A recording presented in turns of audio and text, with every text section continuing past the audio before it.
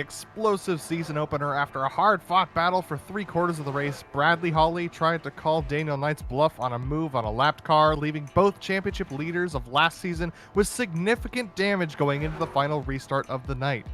This released Brett Adams to fight tooth and nail with Knight and come home with his maiden win of the season. Will round 2 be just as intense? Will we see another surprise victor?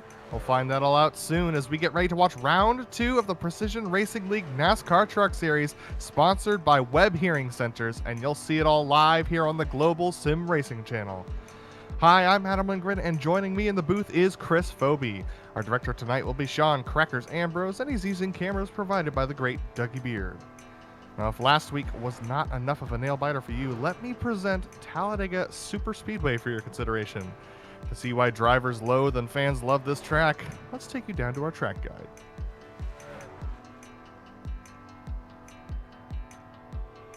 With that being said, our track guide is going to be presented today by Chris Phoebe, who's got a little bit of information on how these trucks are going to handle this place. Well, do you like putting the gas pedal down? Because if you do, you're going to love this track. You put the gas pedal down and then you hold it for 2.66 miles around the track. And that's about it when it comes to driving Talladega. But the trick really comes in when you factor in the draft. These trucks will be in pretty long lines here.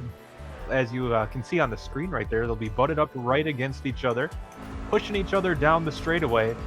And the truck that's following will of course have an obstructed view of what's in front of them, and the truck behind is just getting shoved through the air. This is what you'll see here through the draft, which is not much if you're one of the drivers that's falling back in line. But the draft is essential to racing here at Talladega, and look for that to play a huge factor in victory here today. And something that these drivers might have to deal with when they get out of these trucks tonight is hearing loss because of how loud these things are around here. And if that's the case, they want to stop by WEBB Hearing Centers. They're family owned and operated since 1972, and they offer top quality hearing aids and service in Arizona. Visit them at www.webhearingcenters.com. That is web with 2 B's, hearingcenters.com. And our league sponsor, the ButtKicker. ButtKicker products add incredible immersion and realism to every game. Feel every nuance and truly put yourself in the driver's seat. Visit thebuttkicker.com today to view their full line of products. Now, you may think after the finish of last week's race that the points would be fairly straightforward, but because of bonus points, actually things are getting a little bit weird. So let's take you through the Drivers' Championships. This is Brett Adams with the lead because of his win. He has currently got 46 points total. Patrick Cowgill actually in second place with 43 points total because of some bonus points that he got. Daniel Knight is actually in third, even though he finished second in the race. He is currently in third place in the championship standings with 42 points, and he's actually tied with both John LaBeouf and Thomas Sink for that third position. So it's very tight up there for the championship after one round. And Chris, what about the team's championship right now? Well, to borrow a phrase from you, Adam, things are a little bit spicy up front with just a 6-point gap so far between the Ballistic Union with 81 markers over the Whataback Back Row Racing Squad. The Riding Shotgun Outlaws are just another 6 points back, 12 markers behind, with just a slim 1-point advantage over Car Ramrod that's in fourth position, and hanging in there 20 points back from the lead is the Rescue Racing Ladder 2 squad. Yeah, now we have to take a look at our playoff championship. This is where things get very interesting. So Bradley Hawley and Brett Adams have both secured their spots in the round of 12. Bradley Hawley on points and Brett Adams on the win that he got from last week. Now, if you look down at the bottom of the round of 16, you see where we are as far as the points championship is concerned with the cutoff line. Adam Shane is currently the last car safe to move to the round of 12, but only 2 points behind is Nicholas Hunter, followed by Mike Richter, 8 points back, Adam Young, 11 points back, and Blaine Adams, 20 points back. So those 4 drivers, Hunter, Richter, Young, and Adams, are going to be looking to try and hang on to the point spots and maybe take some opportunities here at Talladega, an unpredictable track, to maybe gain a couple points and move themselves further up the order and make themselves safe into the round of 12 for the playoffs. Now, Chris, why don't you talk us through the race details for tonight? That's right. As we are known to see here in the PRL, this is a round 2 of 10 in their season. 50 laps will be the distance today because we are on a big old super speedway track. 3 spare sets of tires in the pit area, so a total of 4 sets of tires for these drivers throughout the race. It is a fixed setup, so these guys are on a level playing field as far as the truck goes, and once again, that 24 incident cap may come into play here in the rough fields of Talladega.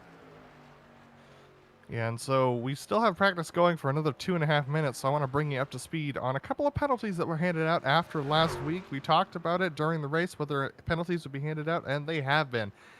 2 penalties handed out are to Abner Acosta and Daniel Knight, who will not qualify and start from the rear. Now, Daniel Knight finished second, and after that incident with Bradley Holly, the official report is that Daniel, in an effort to pinch, created door-to-door contact with Bradley Holly, which moved Holly out of his established line and in a path to the rear of the lapped car. Due to that door-to-door contact, Daniel Knight is being charged with the caution responsibility, which puts him to the back of the field for tonight. Now, fortunately for him, Chris, being at the back of Talladega really is not that much of a problem. Yeah, really, if I'm Daniel Knight, I'd probably look at this as more of a blessing in disguise. We know Talladega's famous for what they call the big one, which are these incidences that can swallow up most of the field. And one thing that's positive is if you're in the back of the field, you can kind of see those coming and bide your time back there for a little bit, and you could see a nice little opening to get to the front.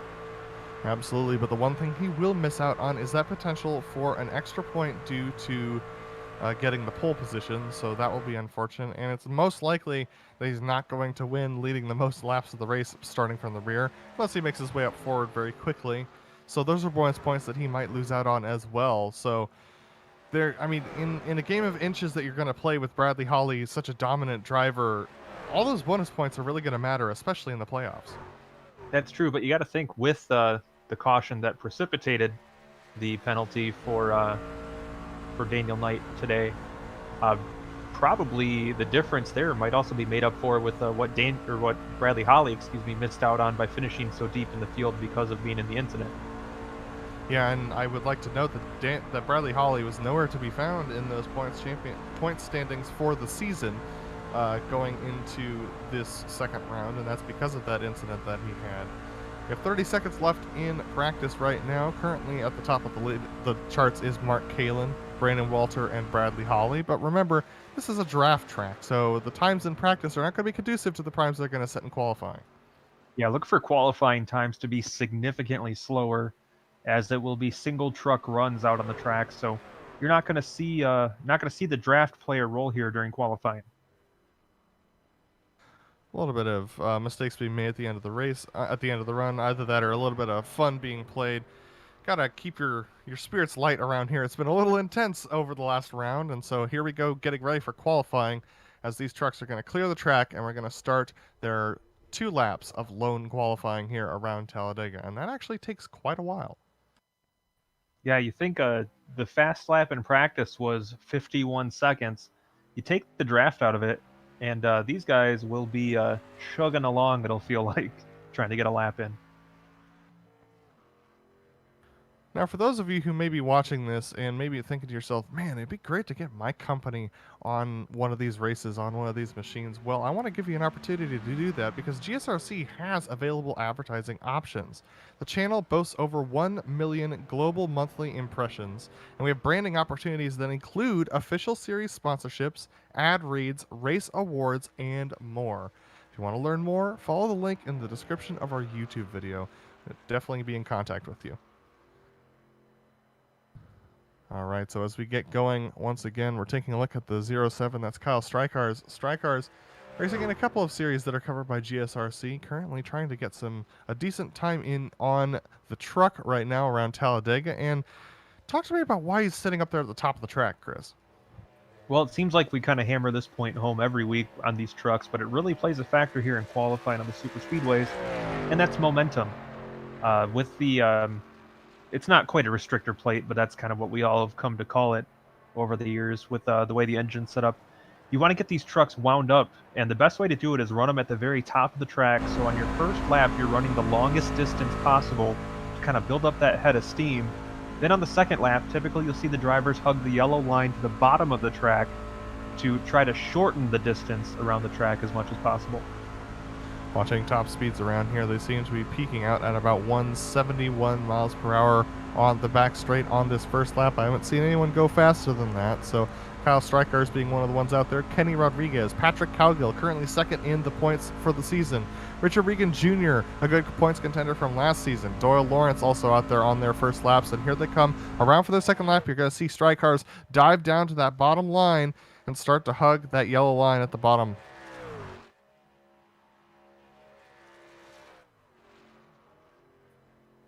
And you can see that first lap running at the top of the track without building it up was a 56-second lap, and that was almost 5 seconds slower than the times we saw in qualifying or in practice earlier. Here's that deep blue machine of Adam Zemke, who was involved in a lot of our top 10 battles last week. Currently setting, I believe that he's currently setting his first lap, so looks like Greg Corzin is going to be the first driver to go to provisional pole as well, of 56.4. So quite a few drivers still setting those first laps, and now on their second laps. Looks like our first drivers to set their representative lap times coming off of turn 4 right now. Kyle Strikars will be the first across. He's going to dive below that painted yellow line, try and take as little of the course as possible as he crosses the line. He is going to do a 56.396, and that's not better than Mark Kalen's first lap. Yeah, it's such a difficult thing to try to qualify around these tracks, simply because there's so little really as a driver you can do.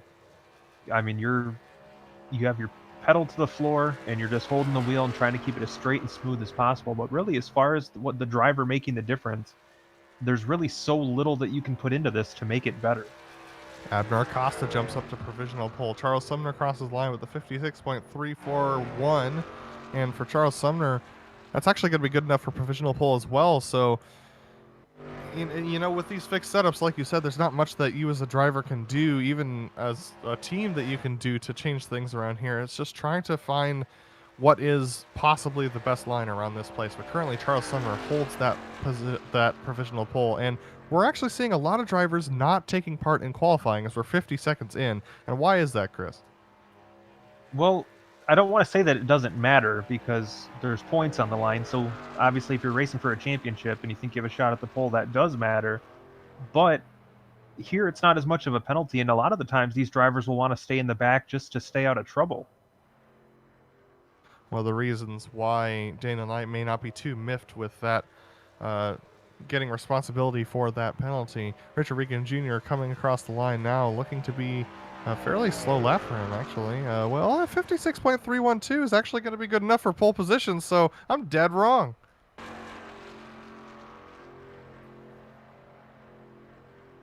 Jose Medina crosses the line with a 56.41, only good enough for that 12th position, and that's only a tenth, literally a tenth off of pole position, but that's going to close out qualifying with only 18 drivers having qualified. Your pole position tonight will be Richard Regan Jr. Lining up alongside him is going to be Charles Sumner, which will complete row 1. Row 2 will be Abner Acosta, followed by Mark Kalen on the outside. Ryan Traver will be in the 5th position with Kenny Rodriguez in 6th. Doyle Lawrence starting off in 7th position with Kyle Strikars. Our first across the line in qualifying will sit down in 8th. Blaine Adams and Adam Shane round out your top 10. And of course, just outside of the top 10 is going to be Greg Corzin in truck number 11, with Jose Medina to his outside. Then Adam Zemke and Brett Adams, our winner from last week, will compose row number 7. Row number 8 is going to be Stacy Hunter with Patrick Cowgill outside of him, with Mike Richter and Paul Johnson, our final drivers to make a qualifying attempt. Bradley Holly and Michael Lemieux credited was starting at the back of the top 20. At which point then we have 21st being Daniel Knight, but he's going to start at the back of the grid. So actually 21st will be Paul Williams, but lining up next to Paul will be Colton Lane, then Danny Cervantes. Dominic Bajin will follow him up with Brandon Walter. Josue Telez lining up in provisional 27th with Thomas Sink 28th. Matthew Aubrey and Doug Evans will round out your top 30. Then just outside of the top 30 will be John LaBath in 31st with Nicholas Hunter, Nicholas Schwartz, Barron Hilton, Austin Hunter, Brendan Chatley, and Matthew Kulhanek completing the field. Well, Chris, It's always high tensions and high nerves here at Talladega. As a driver, you have no idea what you're going to get into when you head into this race, and especially with a series that has grown by almost 20 drivers going into this season. What can these drivers expect going in here? Are they going to feel each other out for a couple of laps? Well, you'd like to think that patience is going to win out with this being a 50-lap race at a very big track. But for a lot of these drivers, it's going to get stressful. It's going to get tense. I think this is the time where we'll see teeth grinding and headaches flaring up as these drivers all are trying to focus on what they're doing and trying to keep these trucks pointed straight while being buffeted around in the wind. So this is going to be a stressful one, full of intensity, but hopefully with these guys can keep their nose clean for a couple laps. Things definitely will be intense for these drivers as we are led to the line by Richard Regan Jr. and Charles Sumner, who will start off. It's going to be interesting to see how our championship contenders, especially the playoff contenders, fare, most of them being in the middle of the pack. Charles Sumner, of course, currently in 5th position in the playoffs, is going to be lining up in that 2nd spot. But Daniel Knight and Thomas Sink and Bradley Hawley and Brett Adams don't have to worry about this at all. They're locked into the round of 12, but Thomas Sink and Daniel Knight still need a couple more points to secure their spot going into Charlotte, and they're going to be looking to keep their noses clean tonight at Talladega. That almost feels like an oxymoron, trying to keep your nose clean at Talladega. But there's a few different strategies we'll see these drivers take. Some of them are going to try to jump up to the front as quick as possible. Others are going to do the exact opposite and try to hang out at the back and drop like a rock. And then you have those guys that will just be out there filling in the middle of the field and biding their time. So there is so much different strategy that we're going to see play out here today. And that's not even counting in when the cautions fall and when pitting is going to happen as well. So a lot on the line here at Talladega today.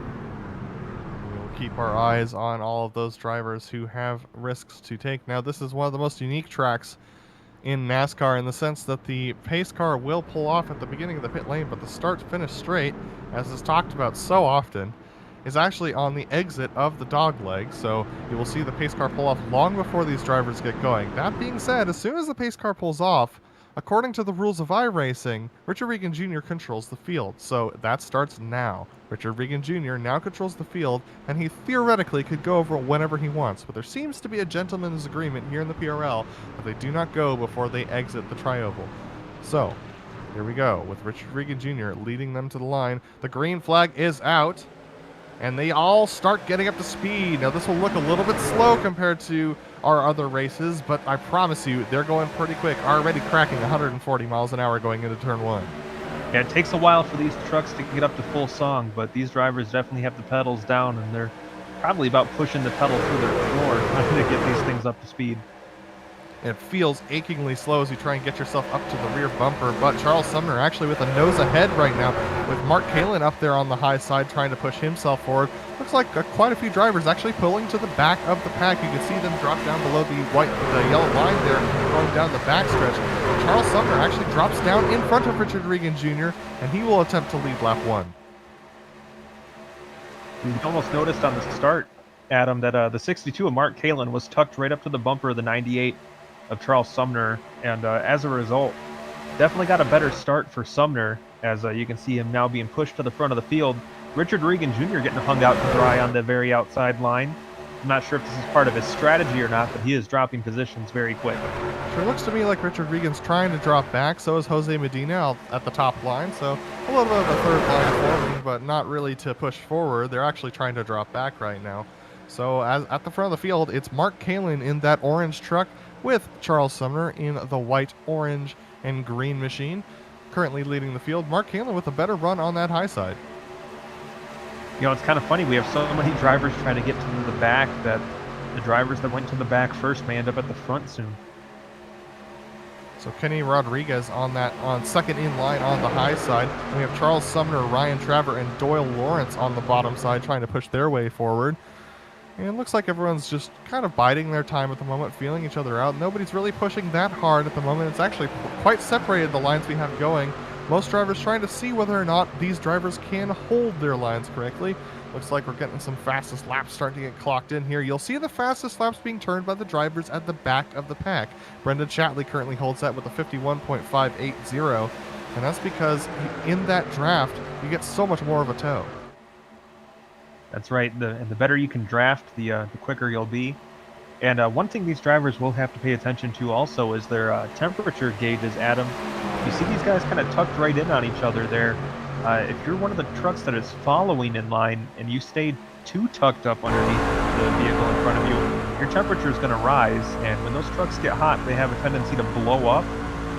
And when that happens, your race is going to be over.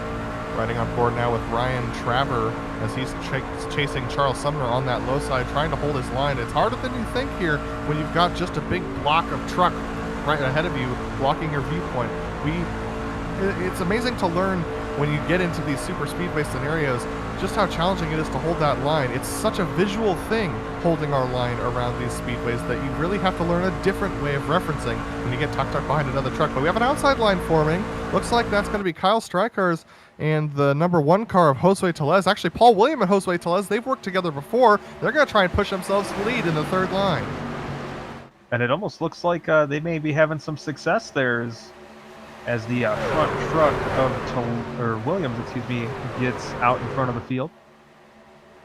Yeah, some good success there, followed by John LaBaff on that third line. Looks like a couple of other drivers are going to try this. Mark Kalin drops down in front of Charles Sumner in the bottom line, and they're going to be put in front of by Paul Williams and Jose Tellez, who are way out front. That actually might come back to bite them in a couple of moments here as the rest of the pack starts to gain speed. But look how fragmented that middle pack is right there. And as drivers try to drop down, John LaBaff getting stranded on that high side. He wanted to get up front, and it has not worked out for him.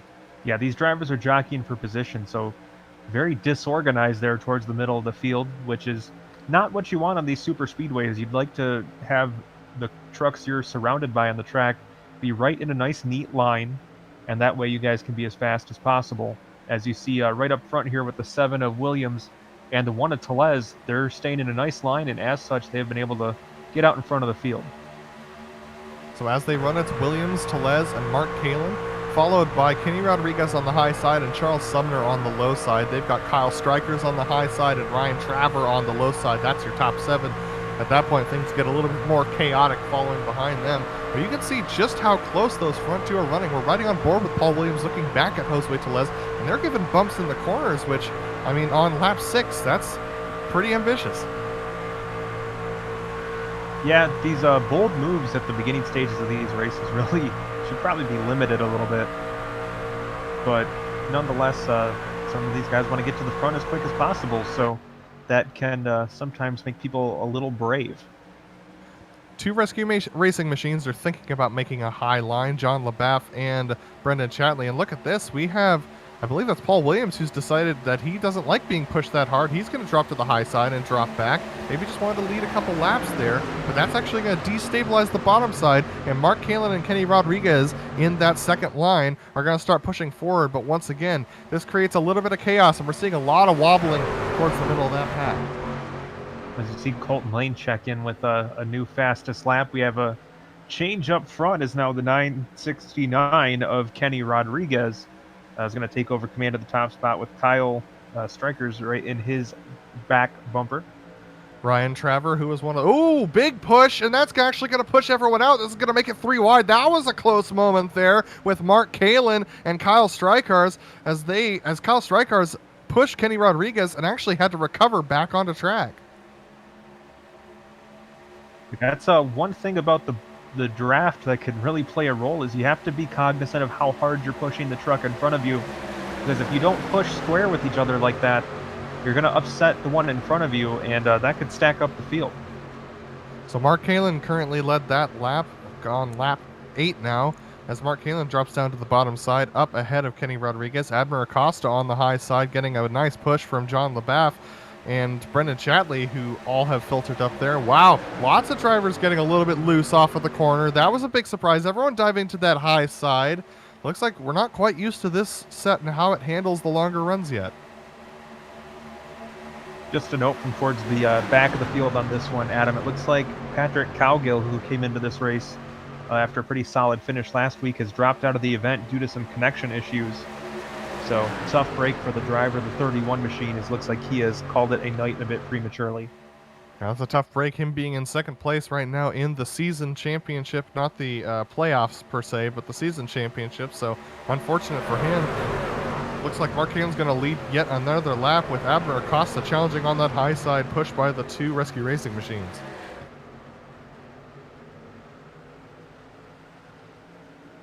Yeah, as you can see, Go ahead, Chris. the 911 machine, John LaBaff, who looked like he was one of the few drivers that was really itching to get up towards the front of the field, has been able to make his way back up there. So look who's coming on the outside, Chris. Daniel Knight in the 17 has decided to take a lone truck ride up on that third line and try and make some progress up towards the lead of this race. Remember, he had an end-of-the-line penalty at the beginning of this race and started towards the rear. He's now trying to recover and possibly get some points for leading some laps here. Yeah, it looks like it's working out for him so far, as he has definitely made a lot of progress, Adam. He started really deep in the field, end of the line, you said, and he is right up there in the mix right now. Look at this, Abner Acosta and John LaBaff at the front of the field have now jumped down to the bottom line, leaving John LaBaff's Rescue Racing teammate out to dry. But look at this. That's Mark Kalen making an aggressive move to the high line. This is going to try and allow Brendan Chadley to try and get back up to him, but Brendan wasn't quite close enough to really help Mark Kalen take advantage of that line. So unfortunately, Mark Kalen's going to drop back a couple trucks as he tries to get, as that middle line tries to get reorganized. Daniel Knight, just with no help on the high line, can't quite make forward progress. But the 24 now of Jose Medina jumps up to try and give him some help. And so they're going to try and get organized and make a push towards the front. Yeah, it's pretty aggressive maneuvers by the 17 machine to work his way up that quickly, as we are going to take a look here with the 17 riding on his roof cam. And you can see just how thick the battle is up ahead. You can see him getting a really good run. But now he's going to have to make some decisions here as he gets to the outside of the 40 truck. He could have probably fell in line there, but he had such a great run that he wanted to keep it going. And you'll actually see Brendan Chatley pull up out of line to collect the 17 and get the push towards the front. And the 23 of Brett Adams, last week's winner, has followed Daniel Knight and Brendan Chatley through and is trying to get going. But Brendan Chatley taking that opportunity to dive straight in front of Abner Acosta and abandon the guys. Oh my goodness, this is some pretty cagey racing here at Talladega. Yeah, this race is turning into a bit of a key party with the way these guys are hopping around from line to line. I'm loving this. There's tons of aggression, but also some great craftsmanship and racing around here. I mean, Daniel Knight, such risks to try and get his way up there to the front, but Brendan Chatley taking advantage of the greediness of Daniel Knight. He jumps onto the front bumper and tries to pull himself up to the lead and gets there. Abner Acosta falling in through, and you have Daniel Knight and Mark Kalen on that second line, followed by Brett Adams on that second line as well. And you have John LaBaff third on the bottom line, trying to push his teammate and Abner Acosta forward. It looks like they're having trouble holding the line on the bottom down the back straight. That's right. We kind of joked before we got on air, Adam, about how hard can it be to just hold the truck in a straight line. But really, when you're in the draft, we talk about the aerodynamic forces that make the truck faster. It also does a great job of making the truck unstable, as now Daniel Knight looks like he's going to take over the point as we get back to the line. But it does have a tendency to make the trucks unstable when you're in the mix of all that turbulent air. And when we hop on board of one of these drivers here soon, you'll kind of get a view of it. But if you look at the driver, when they're holding the steering wheel, they're making little corrections all the time. And you will follow along here. If you watch, he's making little corrections on the wheel the entire time, just going down the straightaway, which it's in the name, straightaway. You think it's just holding the wheel straight, but just little bits moving back and forth, just dealing with the wind effect, just to try to keep that truck pointed straight.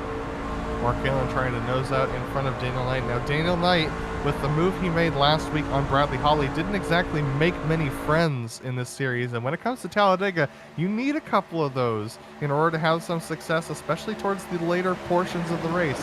Mark Kalen with an edge around the outside. Looks like he's going to lead this lap as they come to the line. Mark Kalen leads lap 14, or 13 rather.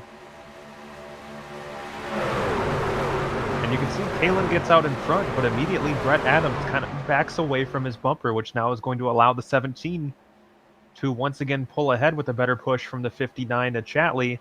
Not much momentum lost, but then Adams sucks right back up to the back bumper, and that push as it's called, down the straightaway. It gets the 62 and the 23 both well clear. Now Adams goes for the crossover and puts the nose to the inside.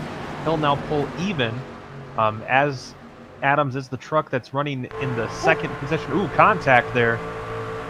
That was close stuff there. That was really squeezing it in there. Mark Kalin trying to squeeze between Brett Adams and Daniel Knight. Daniel was not wanting to let him in. And so that's very tense stuff. Look at this. Just nose to the bumper of Brett Adams, pushing him into the corner. That's right. And as I was talking about there before, it's called the slingshot effect that we've learned from our friends at Talladega Nights. That truck that's running behind is actually able to get a better run on the truck that's leading the charge, thanks to the speed and momentum they carry following along. And so we'll see that slingshot effect here probably a couple more times throughout this race. And Admiral Costa tried to move and block the momentum of the top line, and it worked, but it lost him the position. And Daniel Knight is now strung out on the high side because of that. He's now dropping back further into the pack. Admiral Costa is going to be abandoned in the middle lane as he's being slalomed by some rescue racing machines as they try and get going. If you're watching all of this action and wondering where Bradley Holly and Thomas Sink, some of our WEBB drivers and points championship contenders are, they're actually sitting in the back of the pack. Thomas Sink is sitting down in the 27th position, and Bradley Holly in the 31st position, towards the back of the pack, trying to avoid being involved in any of these incidents. That's right. Knowing how fast those drivers are, you can imagine that if they're running that deep in the field, it's probably because they want to be back there. It's been a long time since the PRL has seen a super speedway race go green all the way, so I'd expect those drivers to be hoping for caution. Our leading driver of that second pack is Richard Regan Jr., who's currently 1.5 seconds behind Paul Johnson, sitting in that 22nd position. We're going to take a look at that second pack as they're just kind of riding around on the bottom line, waiting for the action to happen up front. That's right. We saw Richard Regan Jr. start up front in this one and drop back really quick. And he's another one of those very fast drivers. So you got to imagine this second pack here, just looking at the names on that list that's on your screen right now, those are all pretty fast drivers. So you got to think they're back there by choice, trying to keep their nose clean and just trying to make it through this event so they can be present at the end. It looks like they've decided to possibly get up there and start mixing things. I mean, we're almost a third of the way through this race already. Just about to cross the third waypoint with Mark Kalin leading right now. He's going to lead yet another lap unless Abner Costa decides to make a move. But that second pack has absolutely rejoined the battle. Yeah, you got to think, Adam, if this race continues to run green as it's looked like it will for at least the next foreseeable future, then these drivers have to start thinking about pit stops coming up in the not too distant future. And if you're running at the back of the pack, you're much more likely to get lapped if you pit. So those drivers that have decided to keep their nose clean at the back of the pack, well, if pit stops are coming up, they need to get as high up into the field as they can to limit the possibility of going a lap down. That was absolutely what was crossing my mind, Chris. And it looks like the Rescue Racing guys are actually in a great position to do this. They're currently sitting 6th, 7th, and 8th, well, 6th, 8th, and 11th right now in those Rescue Racing trucks on the bottom line. They're currently lined up as a team, ready to and positioned for pit stops. Now, it might be a little bit early. It's about, 7 to 10 laps early for that idea, but with the fact that we're getting a little bit more strung out single file, things are going to be, they're thinking ahead.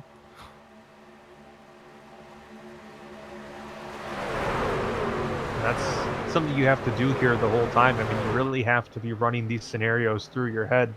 And that's why the NASCAR guys have these crew chiefs that are paid good money to do the thinking for them. But here on iRacing, there's not as many crew chiefs out there, so these drivers are thinking through all the different scenarios and possibilities as they're out there driving.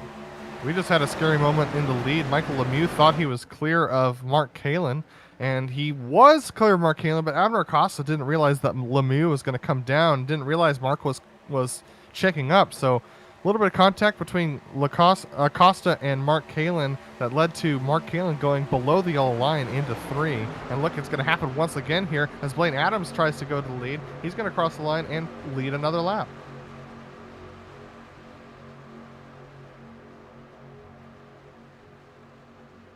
You know, Chris, all these drivers who seem to be desperate to lead a lap, this is exactly where those incidents happen. And it's not because of a mistake of anybody. It looks like Mark Kalin has decided that it's getting too hot and he's going to drop out of it. But it's not an intention of anybody to cause an incident, but they can happen very easily because of moves just like that. Yeah, the margin of error here is a lot slimmer than you would think.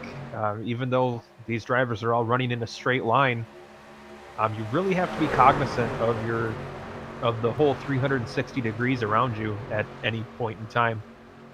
And we see just the slightest misjudgment can really result in things going haywire and turning this race upside down. What's interesting to me is that their speeds right now are actually pretty low up at the front of the field. They're running 180 into the corners, whereas if they're in a tight pack, they can run 185, 190-ish at top speed. So this is definitely a more relaxed pace right now as these guys are going toe-to-toe at the front. Looks like we're going to have Michael Lemieux drop out of this and possibly go and try and find some teammates. They're going to work for a pit stop for him. 21, we're on the 21st lap right now as Jose Medina tries to get in front of the bottom line. Is going to succeed in doing so. And look at that, two teammates now linked up for the first time this race. I think for the first time since the season started. Brett Adams and Blaine Adams on that high side. Yeah, this is another aspect of super speedway racing that you'll see here is when you pit, you do not want to pit by pit yourself. stops happening. Rescue Racing have decided to jump. And you'll see, well, there will be a lot of teammates that are pitting together because you do not want to pit by yourself here at Talladega. If you don't have somebody to help draft with to help get back up to speed, then you're going to be a sitting duck when that field comes around. This is interesting. This is a lot earlier than I was expecting, to be honest, Chris. On lap 21, we're getting all these guys coming into the pits, so quite a bit earlier than I was expecting. And it looks like Mark Kalin's taking tires, which is not what I was expecting. He took right sides, and he's going to come out in the middle of this pack, so it might have been a calculated move from Mark. Yeah, I'm honestly kind of surprised to see it happen, but nonetheless, Mark Kalin, we'll see how it plays out for him. And that was a pretty good chunk of the field that pitted there, Adam. It was. We're getting some more takers. Looks like Charles Sumner is going to drop into the pit lane.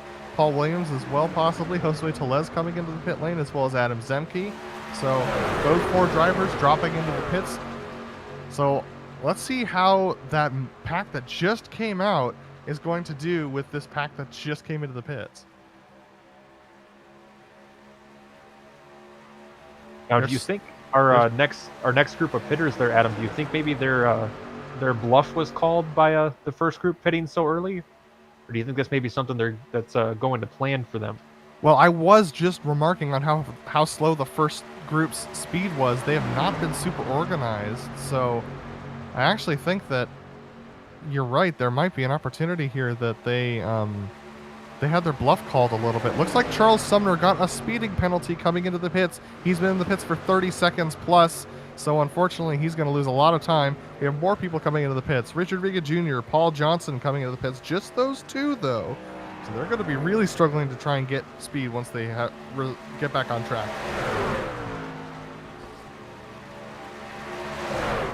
And I can report that Michael Lemieux missed his pit box, actually, in that whole exchange. So one of our early leaders of this race, unfortunately.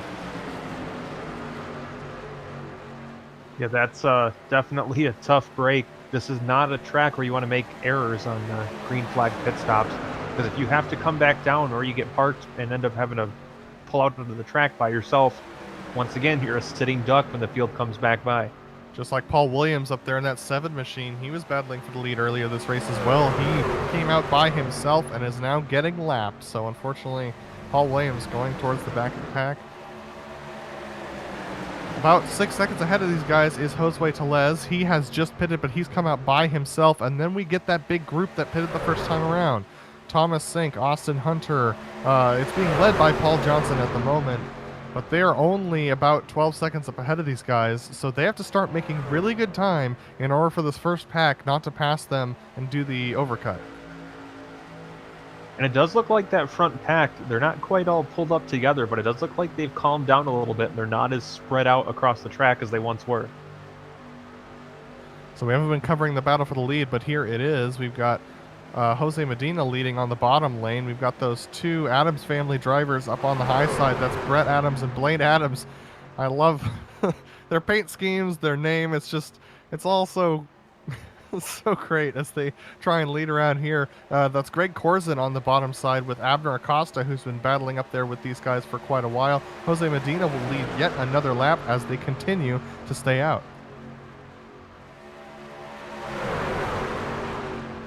I gotta say, those I'm always a sucker for when teams run similar paint schemes and numbering schemes and stuff like that. And the two Adams family trucks there of Brett and Blaine, it does my obsessive compulsive heart happy to see those trucks out there. So Michael Lemieux, that truck on the bottom lane that's just now crossing. I believe he's going to go back in for the pits. Josue Tellez is the driver they're about to catch, the number one car, or the number one truck rather. And look at this, the Adams family drivers starting to back off a little bit. I think they're trying to find their way to pit lane.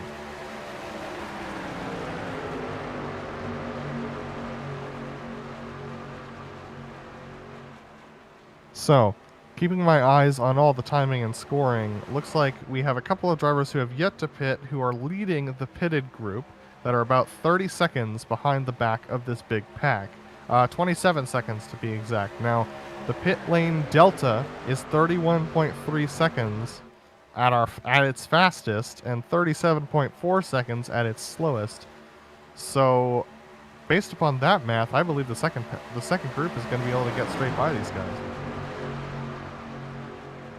I'm glad you're the one handling the math today, Adam. I had my calculator out and still not able to figure it out. Yeah, it'll be interesting to see what happens in the pits, as with those guys tucked in behind. I mean, it's gonna be tight for sure. We're gonna take a look at that second group though, and this is Colton Lane currently leading that second group. He's got Paul Johnson on the bottom side being pushed by Richard Regan Jr., and that group is cooking. They are cranking away at speeds that are quite a bit faster than our front group by about 2 to 3 miles per hour. Now you may think to yourself, well, that's like walking speed. But over the course of a couple of minutes, over the course of 15 minutes going around this track, that could make a big difference. We're on lap 27 now, and so that's going to make things interesting as we get further along in this race here.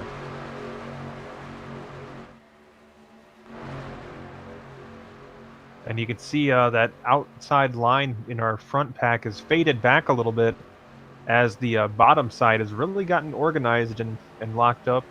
It's still Jose Medina out in front in that number 24 machine, but like I said, that inside line looks like they're charging pretty well right now. But Chris, they're just not going fast enough. At the top speed, this front pack is going 176 down the straights, whereas the second pack is going 186 down the straights. That is a huge speed difference of 10 miles an hour around this place. That's going to make a huge difference. And that backpack is gaining. They've gained 2 seconds since we talked about it last. I think this front pack is hummed if they're not careful. And these are all drivers that also still need to pit, while that second pack is drivers that have already made their pit stops, Adam. So they could be in for a world of hurt here once they get caught. But I bet I know what these front drivers are expecting. They're hoping for an accident, but it's not going to come. And it looks like we've got some more pitters from the front group. Daniel Knight's coming in, as well as Doyle Lawrence, Adam Shane, Stacy Hunter. Those 4 drivers diving into the pit lane. And as you can notice, they're all very similar paint schemes on those trucks in the pit. All the riding shotgun squad, once again, pitting in unison because that's the way you got to do it here on the super speedways. Keeping my eyes on the second pack. The second pack is exiting turn 4 now. They're just getting onto the front straight and heading into the dogleg. Those riding shotgun drivers just now pulling out of their pit boxes, and they're going to be miles behind them.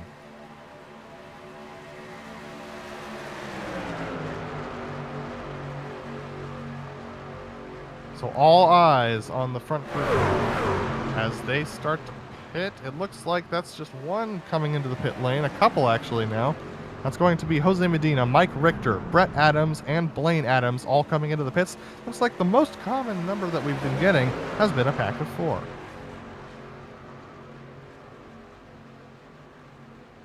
So Greg Corzin currently leads. He's on the bottom side. On the high side are actually two lapped trucks. That's Josue Tellez and Paul Williams. They were battling for the lead earlier on in the race, and they have already pitted. Greg Corzin and Abner Acosta on the bottom side have not pitted. The 47 of Baron Hilton, also on the high side, has pitted. So these are the last remaining 4 drivers who have yet to pit out on track. And goodness gracious, that was close between Baron Hilton and Greg Corzin. Yeah, at this point, those 4 drivers that are yet to pit are probably hoping for a caution, because that would play right into their hand. And it looks like the 24 is going to be pitting all by himself, just about. Yeah, he definitely is. So that must have been all he could do on fuel. So Abner Acosta is left out there with Kenny Rodriguez and Kyle Strykars as the last drivers. They are currently 3rd, 4th, and 5th in line on the bottom side. You're seeing it now on screen. That's the black, green, and silver machine. Number 5 is our current leader of the race, with Josue Tellez and Paul Williams currently the last trucks on the lead lap. And they're right ahead of him. Yeah, one of those weird quirks of super speedway racing, where you could have 2 drivers that are a lap down that are significantly faster in the draft and able to pull ahead like that. And we see the rest of our leaders now heading to pit road. So, as I believe Kenny Rodriguez, I think, blew the pit lane entry. That's going to be tough for him. He's currently in the grass. We'll see whether or not he gets a penalty, but that's going to hand over the lead to John LaBaff, who currently leads the group, and all of those drivers that were sitting in the back before are now towards the front. Championship winner last year, Bradley Holly, currently in 8th position. Richard Regan Jr. in 7th, and this is when, well, as Han Solo would say, this is when the fun begins. Wasn't expecting a Han Solo quote today, but I'm not mad at it.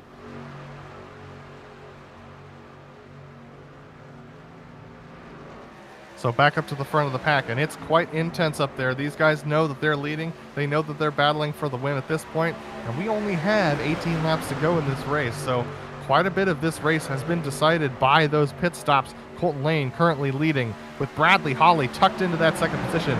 John LaBaff in 3rd on the bottom line, with Danny Cervantes in 4th on the high line. Those are your top 5. And wouldn't you know it, as the laps are winding down, who do you find in the 2nd spot but Bradley Holly in that 184 machine? Can you say that I'm not too surprised by that one? Bradley Holly actually diving down to the bottom side. He's going to leave Colton Lane out stranded. He's going to try and lead a couple laps this race for the first time tonight. This top 10 pack, the top 11 trucks are actually have a breakaway back to Austin Hunter. Actually, now it's the top 12 trucks that have a breakaway back to Doyle Lawrence in 13th position. And my goodness, they just can't seem to stay organized tonight. That makes for a more exciting race when these drivers are jockeying for position, but it's amazing they've been this disorganized and still no cautions yet in this event. This is when me as a driver in this race starts to get a little bit frustrated, but that being said, seems to be working out right now for those 2 drivers smoking up the middle. That's going to be Paul Johnson and Richard Regan Jr., who decide to take the middle line and take it to good effect. They're going to go to the front of the pack, but it looks like Paul Johnson's going to leave Richard Regan out to dry a little bit here. Looks like we have John LaBaff is going to dive up there and try and take a nice position away, and a couple of drivers are looking at this and going, yeah, I don't want anything to do with this. I'm going to back out.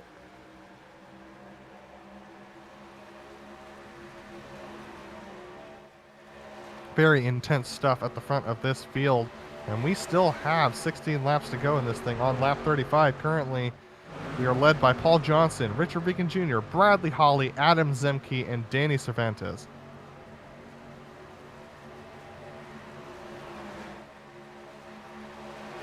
And you can see that inside line. Ooh, that was a little dicey there, a little bit further back. That inside line, all lining up one by one. And that's going to be the quickest way for them to get around the track here for a few laps. We do still have a bit of a distance left in this race, so don't be surprised to see these drivers taking it a little easy through this portion of the event. But as the laps wind down, the intensity is definitely going to pick up. We're going to drop back to the second group. This is starting with P13, Doyle Lawrence. He currently has Daniel Knight tucked in behind him. Daniel Knight, our second place finisher last week and championship challenger from last round. Daniel Knight, remember, still is not safe in the playoffs. He still needs to secure more points to make it into the round of 12, starting at Kansas at round 4. Charlotte is next week. And as we all know with Charlotte, anything can happen there, much like here at Talladega. It's just got a little bit of a different feel to it. But this second pack is not gaining on the first one. They're going to need a caution in order for things to work out for them. You got to think this race has really played out quite unexpectedly for how these super speedway events normally go. And a lot of drivers that were probably banking on some cautions happening have not been able to lean on that like you would expect. One driver that's having a really bad day is the one who's right below the cutoff line in the playoffs, Nicholas Hunter. Nicholas Hunter currently in the 34th position, 2 laps down. And he's going to be losing even more valuable points today. He's going to have to hope for a top 5 or a win at Charlotte to make it into the round of 12. But Nicholas Hunter just really struggling. I think he struggled into the pits. He was in there for a minute and 16 seconds. So he had a penalty entering his pit box as well.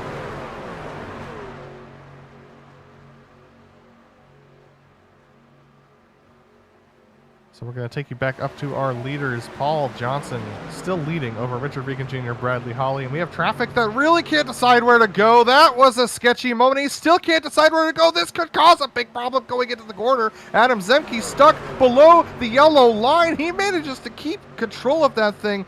Oh my goodness, I cannot imagine what's going on in the comms right now. Well, I just heard Adam Zemke come across the driver chat there, Adam, and all he had to say was that was pretty cool. I mean, these drivers have cooler heads than I do when I'm in that situation. Oh, door-to-door contact there between the 27 and Danny Cervantes in the 25. This lap truck seems to be determined to make a case for playing a role here. And I can't imagine it's by choice, but when you have the field lined up like they are, and they're running you down that much faster, sometimes you don't have time to react before they're right up your tailpipe. Yeah, there was no special rules shown for this race about where the lap trucks should be in regards to the pack like we've seen in previous rounds. So that might have been part of what led to that confusion, but it looks like everybody's sorted themselves out pretty well now, and we're all back to single file racing. Well, it's probably because a few of those drivers had to catch their breath a little bit.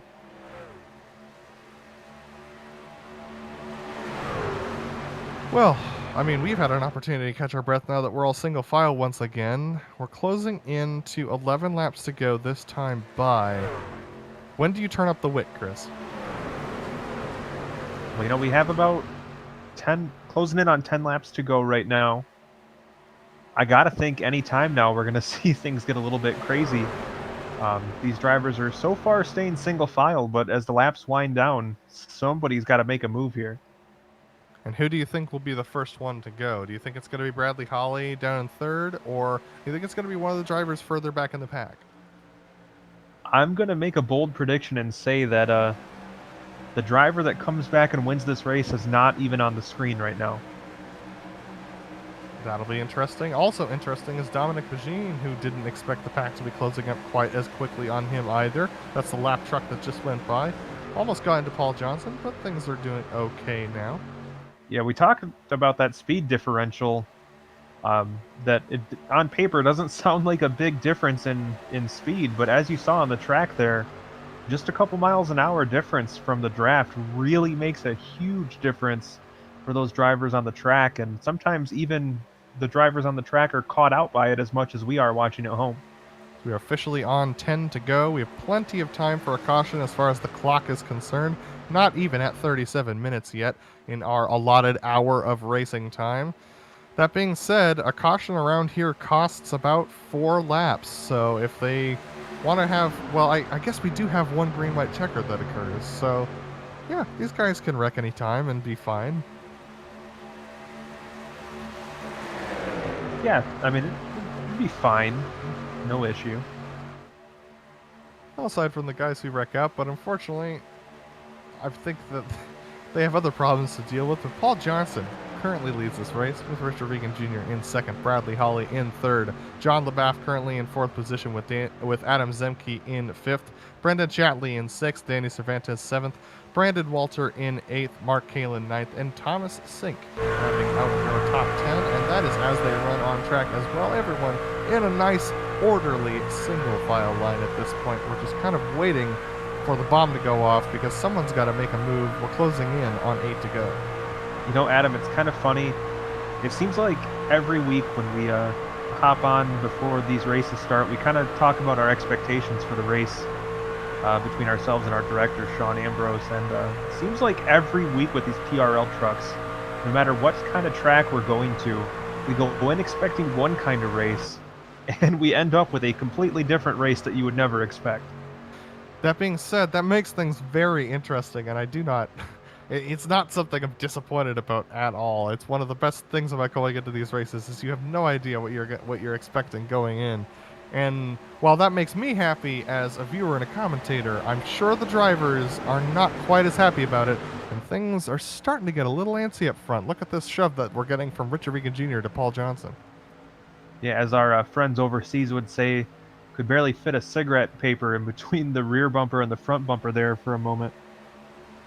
But now Regan gives them just a little bit of room to breathe as they head through turns 3 and 4. But by the time we get to the tri-oval, expect the 46 to be right up the bumper on the 14.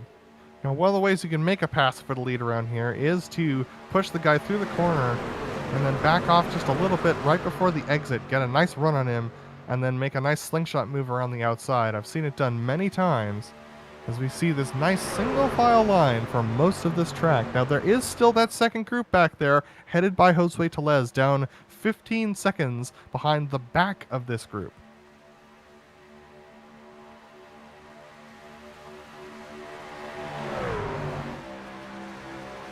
There they are, just going across the start-finish line now, and these are the guys who got caught out by the pit stops, and they are not that big of a group, actually, because we have another group starting with Charles Sumner that's 24 seconds back of them. They're actually in the midst of this leading group right now, so they're having their own troubles. Popping back up to the lead, Paul Johnson leads for yet another lap, 7 to go. I mean, oh, and we're starting to see people go. Yeah, look at that. A little bit further back, a second line is starting to form up here very quickly. This is some of our lapped trucks that are thinking about making some moves. And look at that, Mark Kalin and Brandon Walter peeking up to that high side, looking like they're making an inquiry to the drivers ahead, asking, is anybody going to go? Mark Kalin's going to go. He's going to dive up to the high side there of Brandon Walter and try and make something work. And look at that. He's going to have some help. Danny Cervantes and possibly Adam Zemke's going to jump out in front as well. That's one thing with those trucks a little bit further back making a charge. You can really you can kind of watch your mirror there, and once somebody gets going with a full head of steam, you can jump out and really ride the wave to the front. Here we go. Somebody's rung the bell. It's time to move. Looks like a couple of drivers are taking that opportunity. That's Adam Zemke and Brendan Chatley who are trying to push their way forward, and now we have a move for the second position as well. Bradley Holly has poked his nose out in front of John LaBaffe, and now we've got a solid second line going. Now, if I was that 14, I probably would have moved up there by now. But now he's just a sitting duck with that full head of steam that the outside line has. Here comes a third line forming up. As you can see, Mark Kalin and Brendan Chatley getting a huge run. Chatley up to the outside of the 911 machine. And those two moving to the very outside has taken some of the steam out of what's now the middle line. And Holly fading back now a little bit. And the 14 of Paul Johnson now a little bit more decidedly out in front. As the public address announcer would probably say, this is what you came here to see. This is what you paid to see. These drivers running 3 wide. Looks like Mark Kalin's going to strand Brendan Chatley on that third line up there as we go back to 2 solid lines going forward. Bradley Holly currently fighting with Paul Johnson for the lead.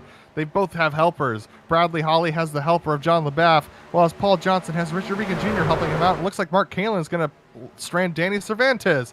Looks like John LaBaffe is going to have to be a little careful not to get stranded himself here, with Mark Kalin being quite cutthroat. Yeah, Cervantes poked his nose out there, maybe hoping somebody was going to form up with him. Did not happen, and unfortunately, luckily for him, I should say, he only gave up a couple spots. But that definitely could have worked out far worse, as Paul Johnson now moves up to try to throw a block on the 184 of Holly. Holly jumps to the very outside, thought about ducking back in, but that gap has closed up, and that little bit of extra input he had to put in the wheel scrubbed off some speed, and now he's giving up position, and Richard Regan Jr. is now going to take the point. Things are getting very intense up for the lead. Bradley Holly almost swerving into the side of John LeBaff down the front stretch, but he's got Mark Kalin for help. Mark Kalin, a very aggressive pusher, but John LeBaff being very strong. Charles Sumner looks like he's going to duck out of this. He's a lap truck. Is going to be able to give an opportunity to Paul Johnson to pull down in front. He's going to have enough room for John LeBaff, but John actually is going to stay up there as Bradley Holly gets a nice shove from Mark Kalin down the back stretch. He's going to lead as they go into 3 and 4. Is he going to have enough room to dive down in front? Is he going to leave Mark Kalin stranded? Can he afford to? Mark Kalin's going to go around the outside. He's going to pull down in front of John LeBaff. But look at that, Paul Johnson with a run on the bottom side being pushed by Richard Regan Jr. And it's going to be Richard Regan Jr. who's going to lead them to the line, and Bradley Holly trying to challenge on the outside. The popsicle sticks are going to be in the air for this one. Just a pair of laps left, Adam. It's Paul Johnson out in front, but once again, another head of steam by the 184 of Bradley Holly with the 911 and John LeBaff giving him a shove. And don't look now, but the 48, of Thomas Sink is making his first appearance towards the front of the field today. He runs just outside of the top 5, and he is right there in the mix on that bottom line. Remember, if we get the white flag, that means that will end the next flag will end the race. John LeBaff poking his nose out to the third line, but he's not getting any help. That's going to open up the 59 truck of Brendan Challey to give a shove to Bradley Holly, but Bradley Holly's already 3 trucks down. Adam Zemke looking for an opportunity to clear Bradley Holly and possibly poke his nose up into the second line. He clears Bradley Holly, and he does just that. He pokes his nose up in that blue truck in the second line. Paul Johnson will lead them to the flag as they go by. Thomas Sink up to third in the bottom line. It's going to be Paul Johnson leading them to the white flag. 1 to go this time by. Zemke's going to get what he needs now. The 184 right to his back bumper. Holly will now be able to push that 57 on the outside. I'm guessing we'll probably see them about even as they get off of turn 2. The question is what is Bradley Holly going to do? He's got a hunger for a win. His first win of the season did not come last week. It was stolen from him and Daniel Knight, but now he's pushing Adam Zemke up to the lead. Paul Johnson can't quite get enough of a speed run down the back straight. If Adam Zemke drops down here, he might have a disadvantage to Bradley Holly on the high side, but Bradley can't get enough of a run. There's only 2 trucks up there, whereas they have about 5 trucks down on the bottom side. Bradley Holly still trying to push his way to the line, but it's going to be Adam Zemke leading them through the dogleg. Bradley Holly can't get going. There's a wreck behind them. Adam Zemke trying to lead them to the line. Adam Zemke will take the win here in round 2 of the PRL NASCAR Truck Series.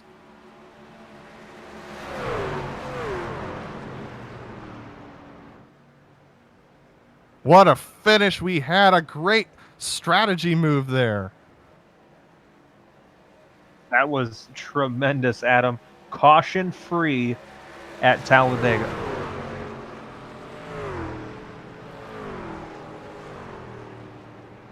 We're going to take a quick look at the replay of the last lap wreck that started with Brendan Chadley at the line. And he was tipped off of the nose of Danny Cervantes in the 25. Here it is coming to the line. Danny Cervantes looks like Brendan Chadley just tried to cut down low, tried to get a good opportunity, and it caused a bunch of trucks to wreck. We will take a look at that shortly. But Adam Zemke taking home the win today as he comes back through the tri-oval one more time. He's going to cross the line and do his burnouts. Adam Zemke with an awesome strategy, pulling in front of Bradley Holly at the end of that race to try and get the lead, diving down in front of the pack as well. What a great race from him. And that will take us to a short break, but don't go anywhere. We will have unofficial results as well as driver interviews when we come back. Don't go anywhere. You won't want to miss this.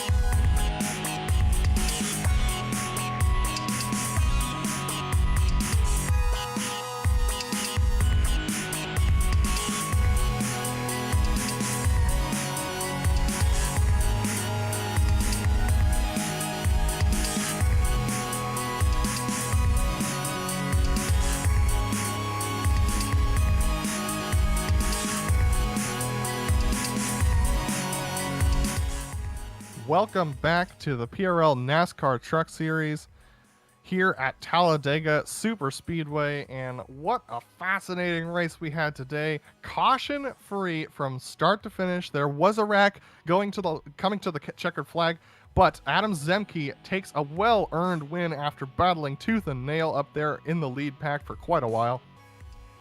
Bradley Holly comes home in second after just not being able to get enough of a run. Richard Regan Jr. comes home in third. Mark Kalin, pushing Bradley Holly to that second place, will come home in fourth today. Paul Johnson, after leading a significant portion of the latter half of that race, comes home in fifth. We'll have to keep our eyes on whether or not he will get the points for leading the most laps. Thomas Sink, after riding around in the back, will come home in sixth position. That may secure his spot into the round of 12. We'll have to check back next week to find out. Colton Lane comes home in seventh position, with John LaBath coming home in eighth after being in that front pack for quite a while. Austin Hunter and Brandon Walter round out your top 10. Just outside of the top 10 is Doyle Lawrence finishing 11th with Daniel Knight right behind him. Then Kyle Strikars in the 13th position with Blaine Adams behind him. Abner Acosta, the road racing transplant, comes home in 15th with Jose Medina and Mike Richter following behind. Last week's winner Brett Adams comes home in 18th with Brendan Chatley and Greg Corzin completing the top 20. Most of those drivers were in the second pack, and the third pack started with Greg Corzin and was followed up by Paul Williams, who came home in 21st, Adam Shane in 22nd position, Kenny Rodriguez 23rd, and Josue Tellez 24th. Josue was your last driver on the lead lap. Then we have Danny Cervantes in 25th, Charles Sumner 26th, Doug Evans 27th, Dominic Pagine 28th, Ryan Traver 29th, Nicholas Schwartz rounding out your top 30. And the remainder of your field here, Matthew Kulhanek in 31st with Stacy Hunter 32nd. Then Matthew Aubrey, Nicholas Hunter, Baron Hilton, Michael Lemieux, and Patrick Cowgill complete the field. And we are talking to Adam Zemke, the winner tonight. Adam, talk me through your final lap. You were in the right place at the right time, but you sure earned that win tonight. Well, first off, I'd like to thank PRL. I'd like to thank Aaron Webb for sponsoring our series this year. I'd like to thank my family, who I'm sure is watching, and you guys for broadcasting. And I'd like to thank Holly, because he could have left me out for dry at the end of that race.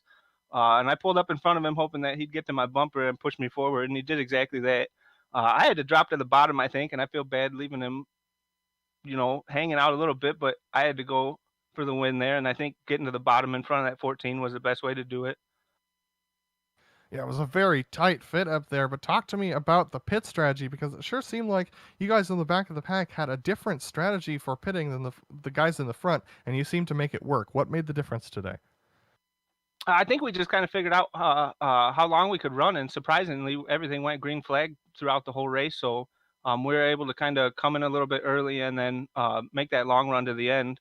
The WEBB guys, I think, come in, and then me and Charles Sumner both come on the very next lap. Unfortunately, he got a pit stop penalty.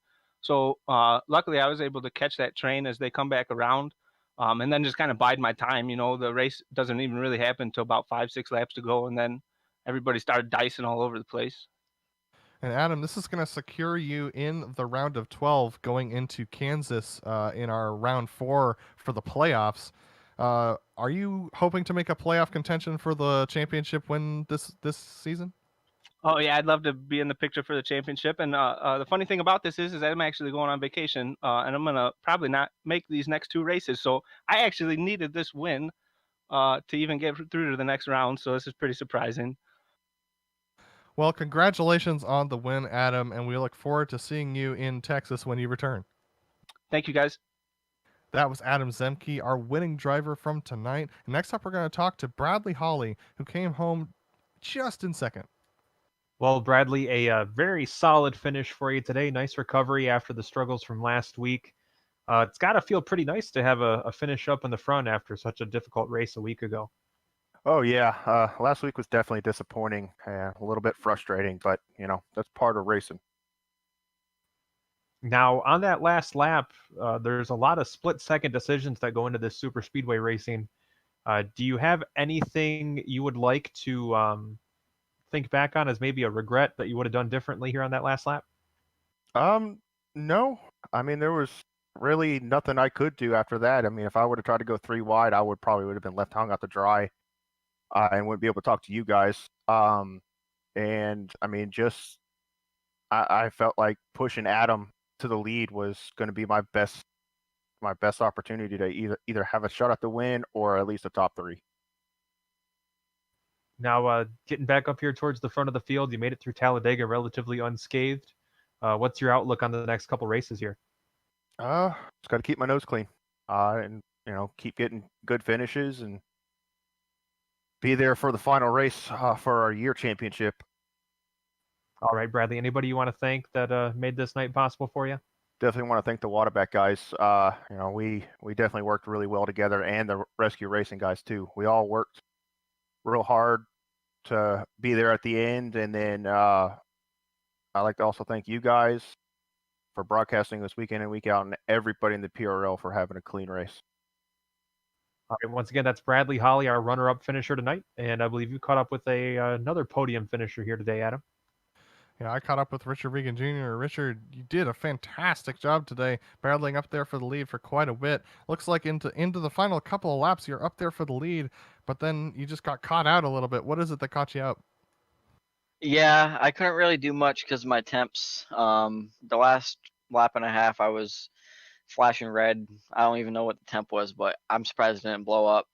I told Paul, because we're teammates, that as long as one of us gets the win. So if he was leading coming out of turn 4 and I was behind him, I was gonna try to push him to the win. But unfortunately, he got a little loose and got, I think, 5th. But still good points day for both of us.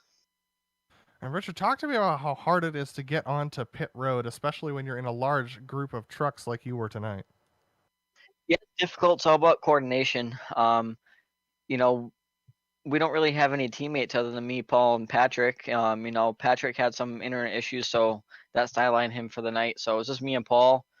And, I kind of wanted to pit with the WEBB guys, but I didn't expect them to pit so early. And when they called that out, we didn't have enough time to go down. And then me and Paul ended up going down by ourselves, but came out right behind WEBB. And then when we were passing some slower cars, we were able to get in front of them and just maintain the lead for most of the race towards the end. Yeah, Richard Regan Jr., we've seen you be really strong in seasons past, even contending for leads for the championship. Going into Charlotte, what are your thoughts heading into that round? I'm just here to have fun this season. I'm not really battling. I mean, I guess I'm battling for the season 4 championship, but the bigger picture is the overall championship that all those guys that have raced all year battling for. So I don't want to do anything stupid to take someone out. I'm just here to have fun in the truck series. Well, you definitely did that today, coming home in 3rd position. Is there anyone you want to thank before we let you go? Yeah, I gotta thank my buddies at Ballistic Union, Paul Johnson and Patrick Cowgill. I gotta thank Neonism Paints. I need to thank Legacy eSports. You guys at GSRC. I gotta thank my Cup Series sponsor, the PRL Cup Series sponsor, Athlete Booker, and Team Hype. And I gotta thank everyone that sponsors the league.